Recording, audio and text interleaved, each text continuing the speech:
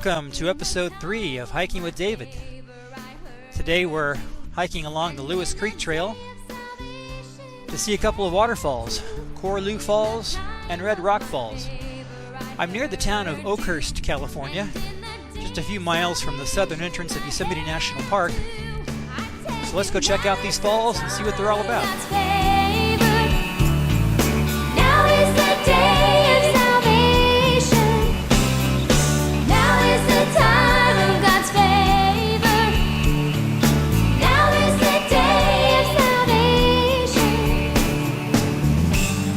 Let's talk about deacons in the Bible. You remember the story of Acts chapter 6?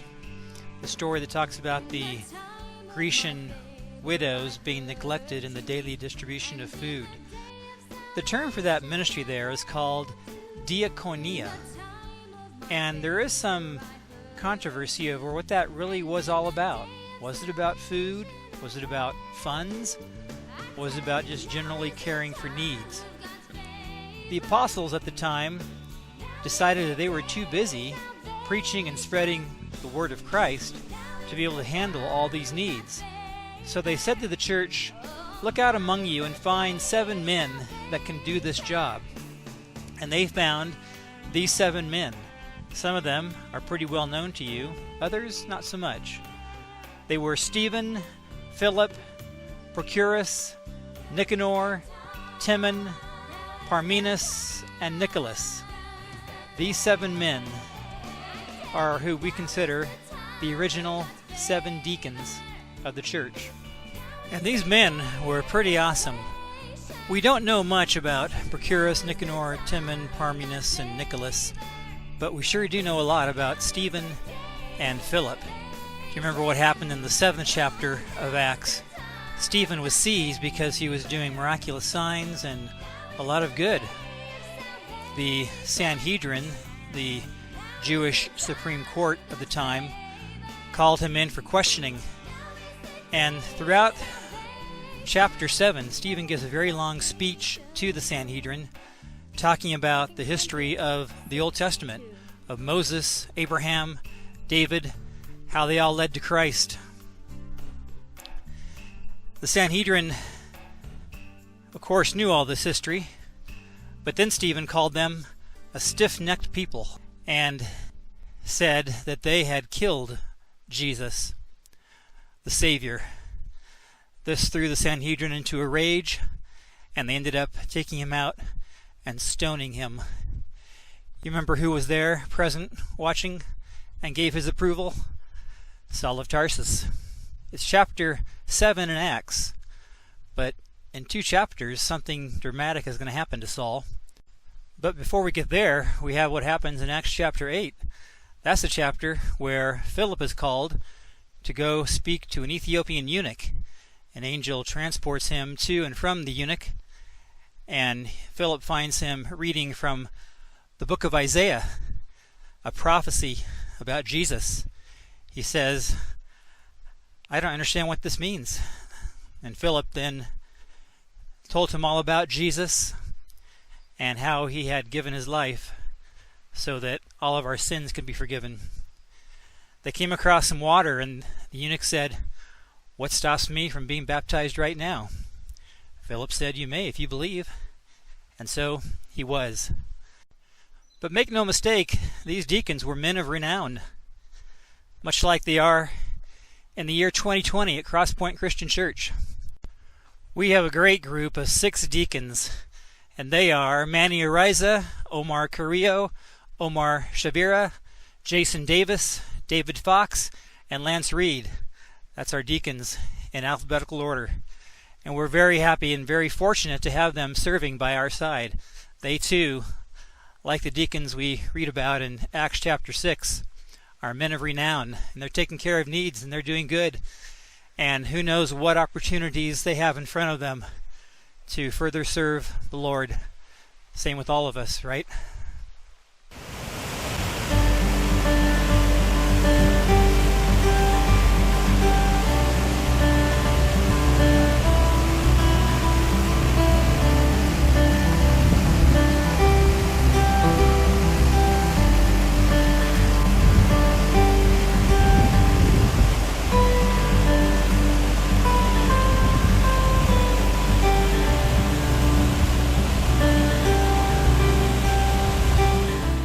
kind of lonely out here hiking alone.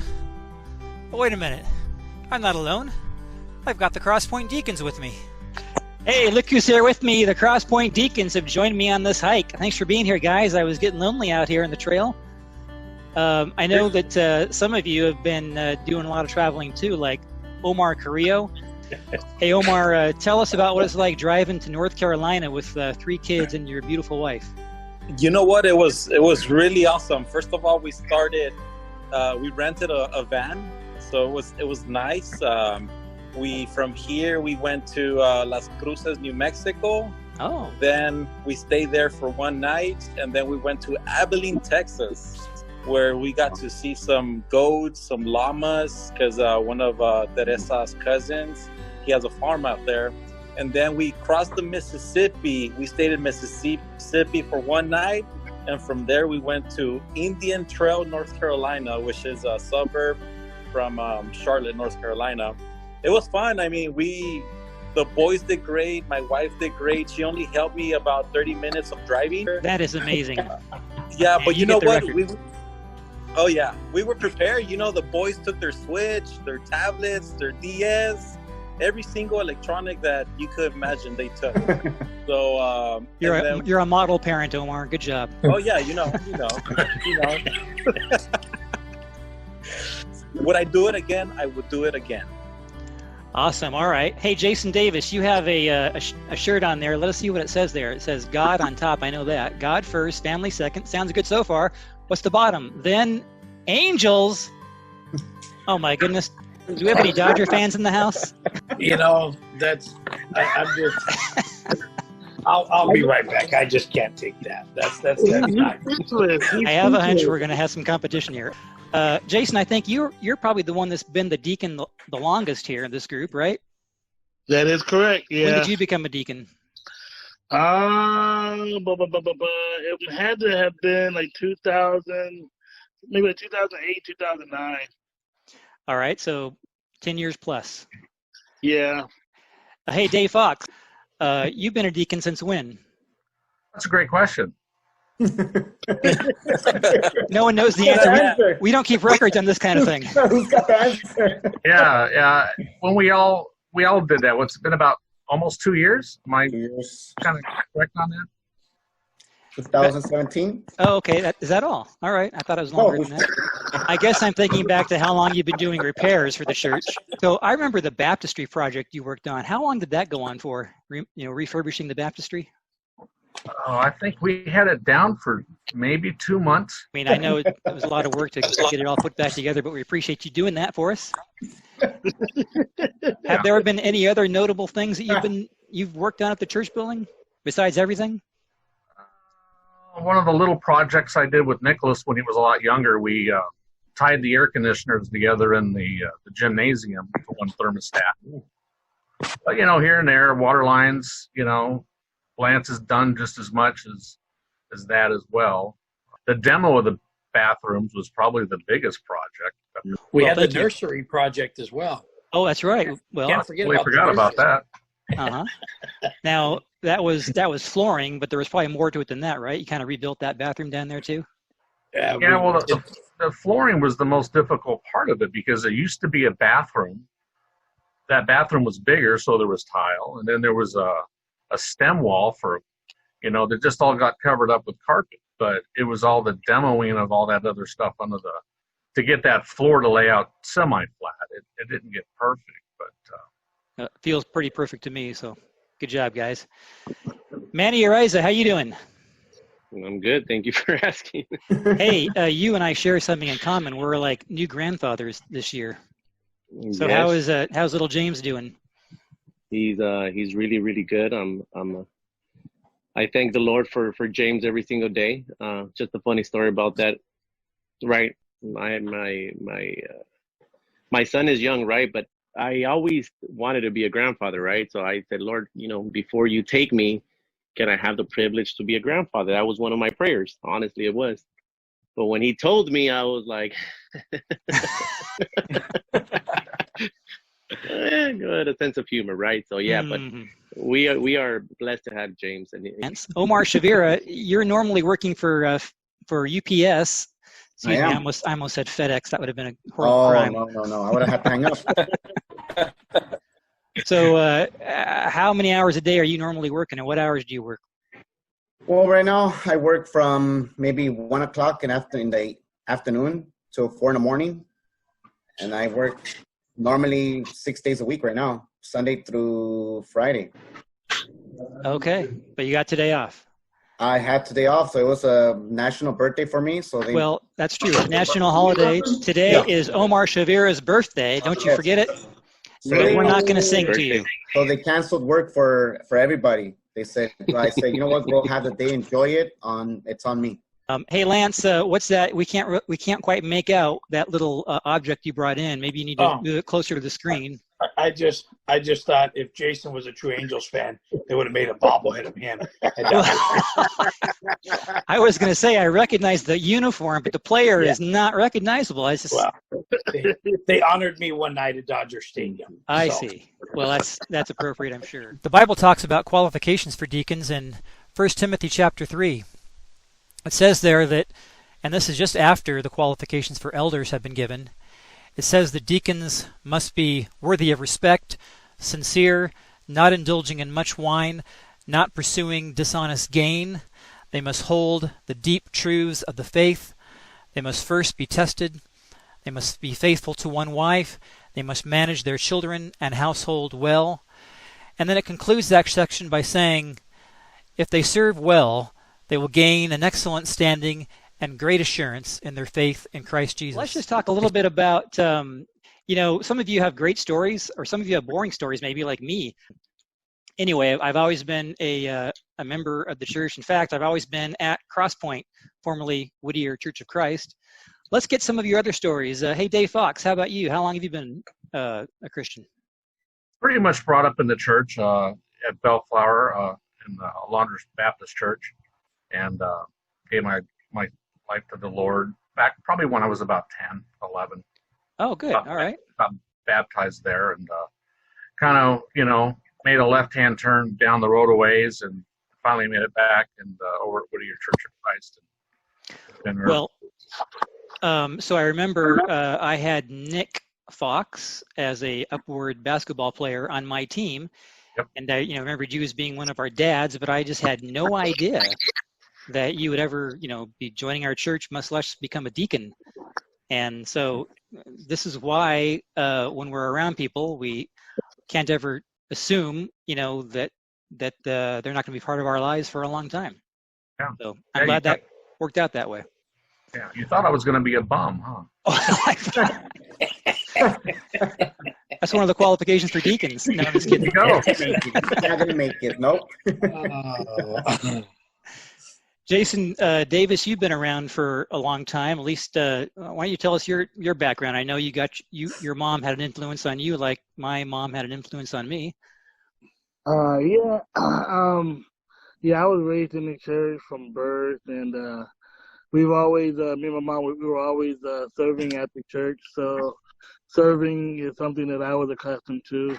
I was baptized at 9 years old, and it was a decision that I make it. I'm like, I don't want to go to hell, and so I said, you know what, I want to go ahead and get baptized. But I did it at night because there were fewer people in attendance.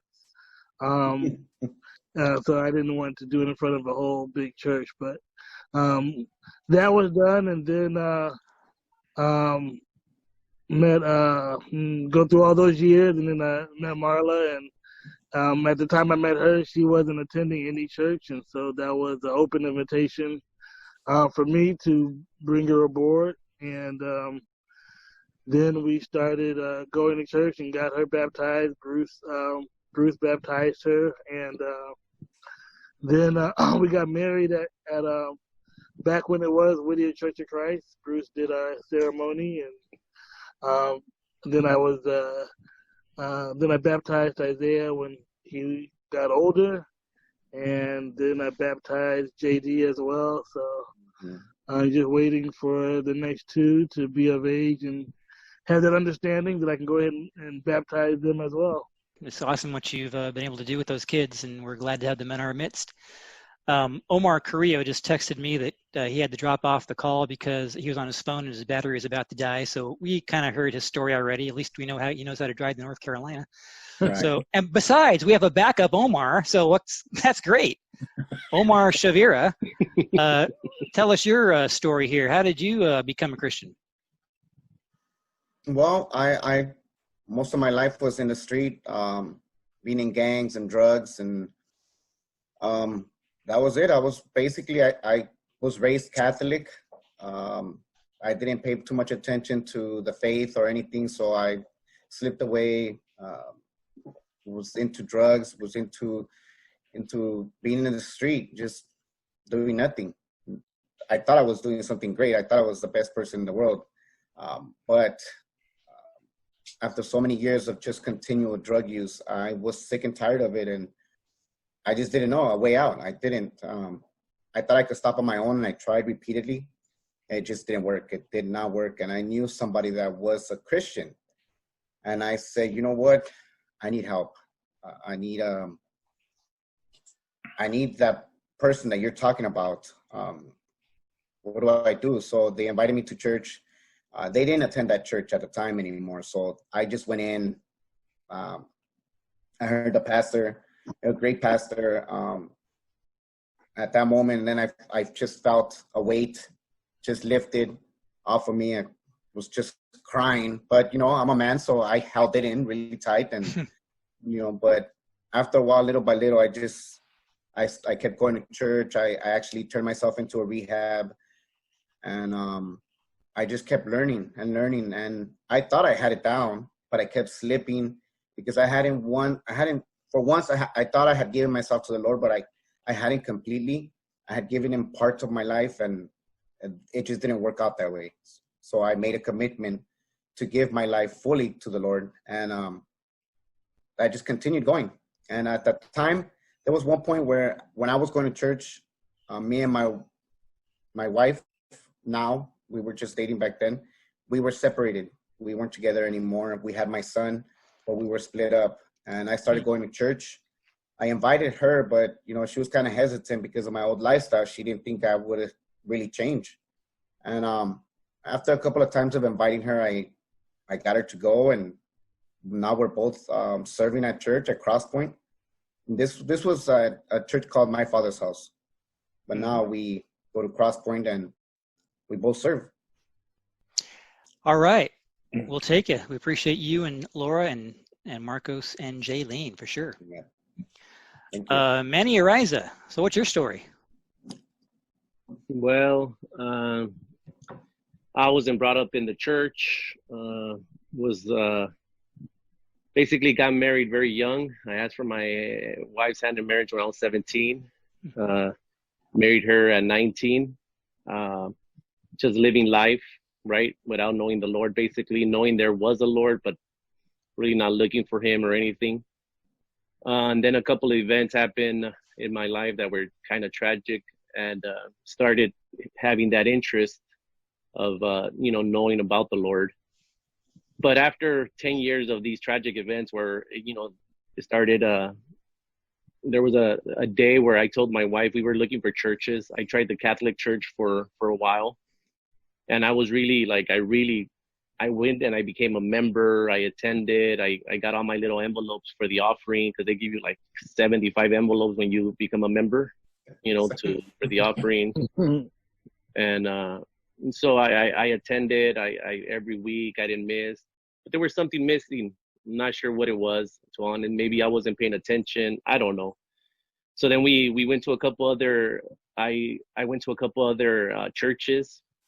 My wife wasn't really interested at all in anything to, she was very used to her traditions as being a Catholic.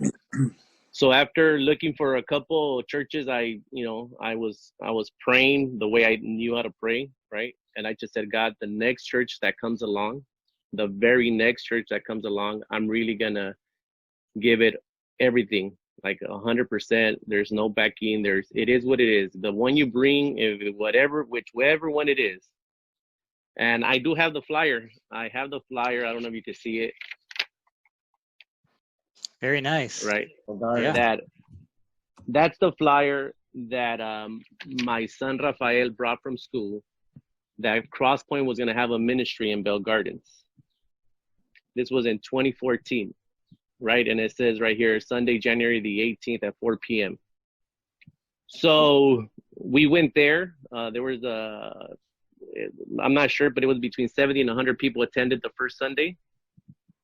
I think, if I'm not mistaken, by the third month, there was nobody but my family there. And it just, I was still not very interested, right? I didn't have very much interested. I wanted to know the Lord, but the church thing wasn't something. But then I saw everybody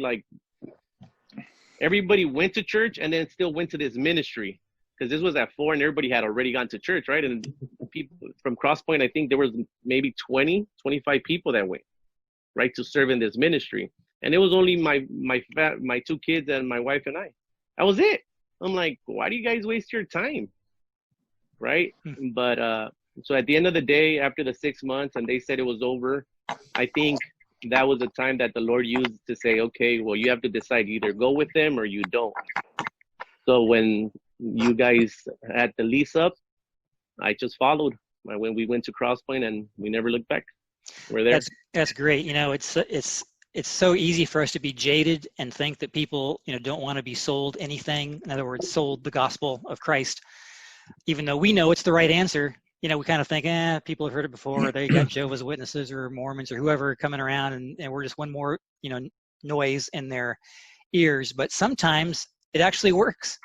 I mean, Omar was seeking, and Manny, you were seeking, and we were there for you. I know that Bell Gardens church was a passionate thing for Mike Moran to start up, and with all those helpers that went down there to give it support. If all we did was get the Ariza family, we did pretty well with that. And now Lance Reed, the Dodger bobblehead man, what is your story? You probably have a real boring story, right? It is pretty boring, yeah. Like most people, drug addict parents, gangs. If somebody would have asked me 15 years ago if I'd be where I'm at today, I would have laughed at them. I wouldn't have even thought it was something I wanted, because in my heart at the time, I felt I was doing what I wanted to do. In 2006, I was in Soledad State Prison. We had a race riot. We were on lockdown. I spent approximately 18 months on lockdown.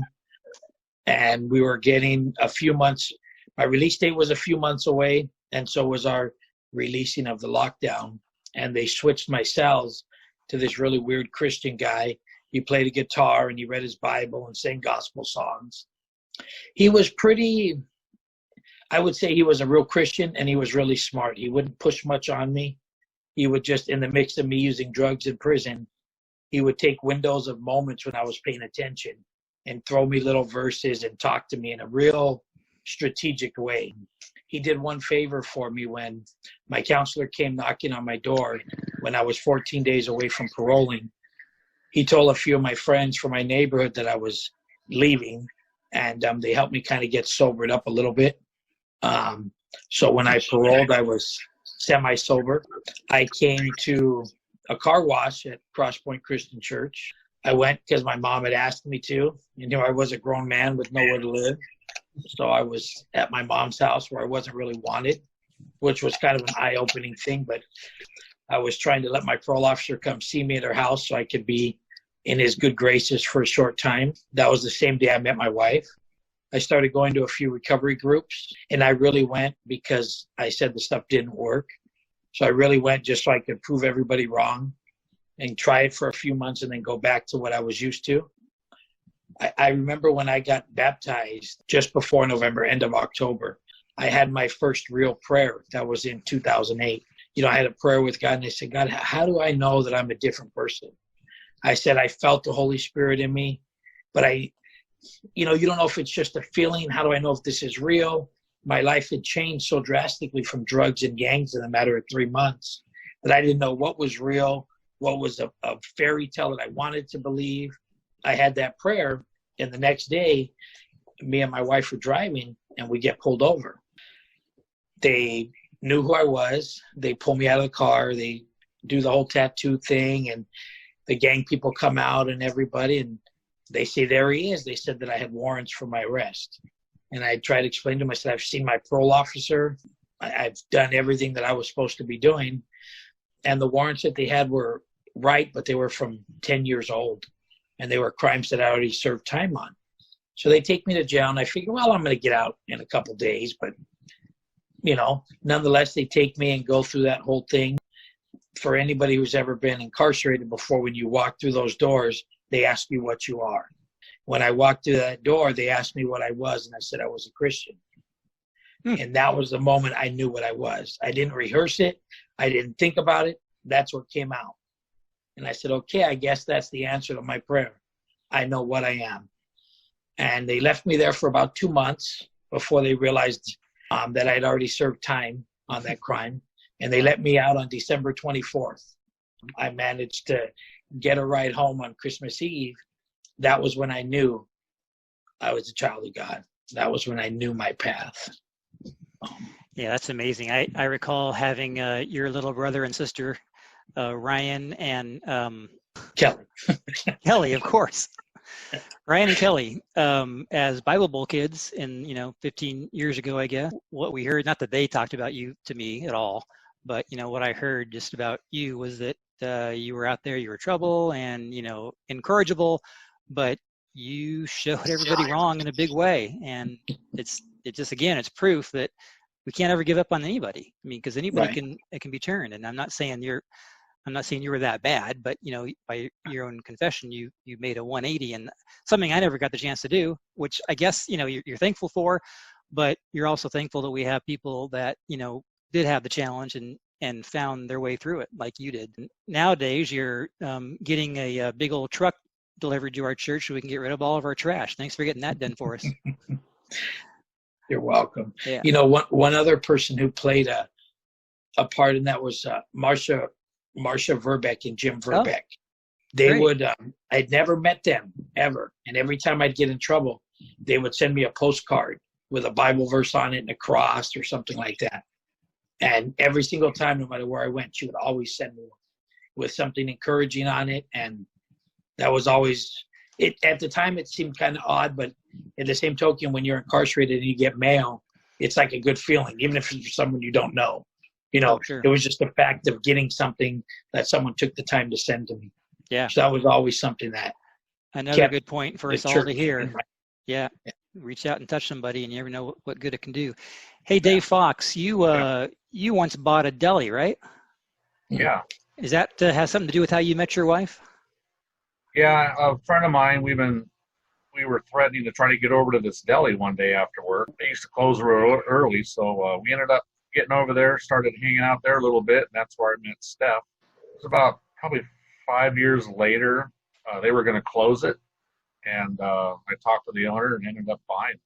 So nice. Steph and her mom ran that for about 3 years, and then we did what it needed to do, which was close it. Well, on behalf of everybody at CrossPoint, I just want to say thank you to you guys. You guys are an inspiration to people because, people look up to the deacons and, our teenagers do for sure. And I did when I was a teenager.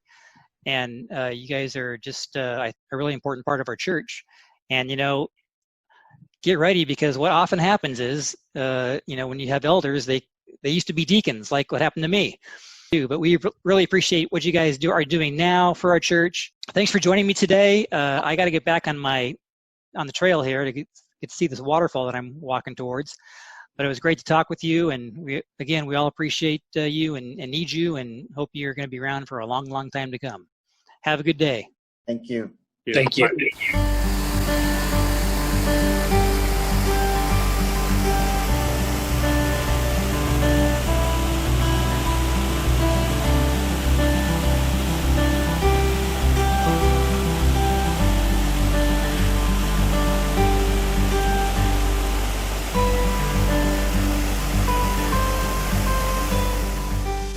Seeing this waterfall makes me think of times of our lives.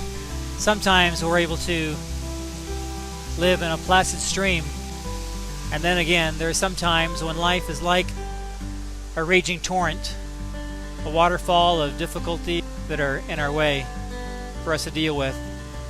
You may also think of the waterfall as strength, like the strength in times when our deacons are rising to some dramatic action, taking care of the needs of those widows and other physical needs of the church. Sometimes they rise to heroism like Stephen did, giving his life because he wouldn't back down on telling the story of Jesus.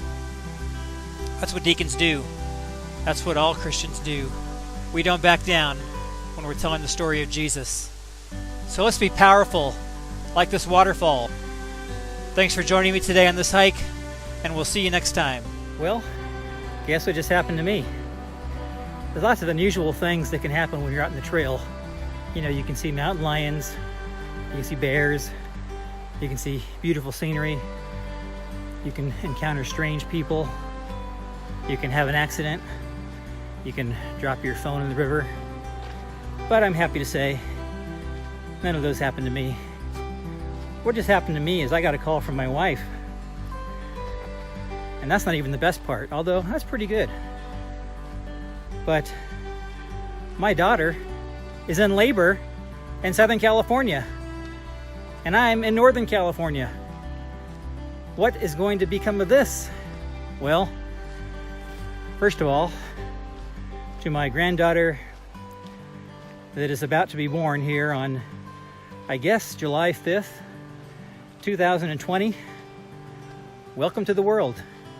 This is where your granddad was on the day you were born. I love you, always will. I love you, my daughter Kelsey, son-in-law Zach. Congratulations on your newborn baby. Let's do this thing.